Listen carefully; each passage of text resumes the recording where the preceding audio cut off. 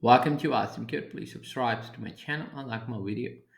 In this video, we will learn about Boolean expressions in Python.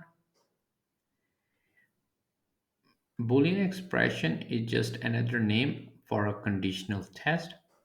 A Boolean value is either true or false, just like the value of a conditional expression after it has been evaluated.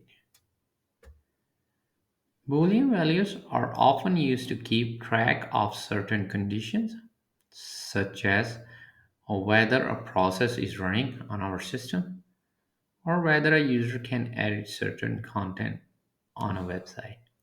So let's see example.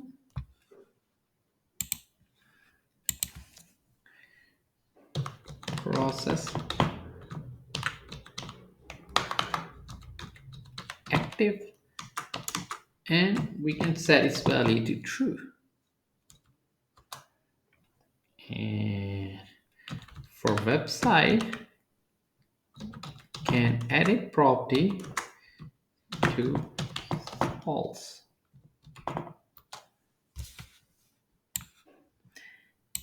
Boolean values provide an efficient way to track the state of a program or a particular condition that is important in our program.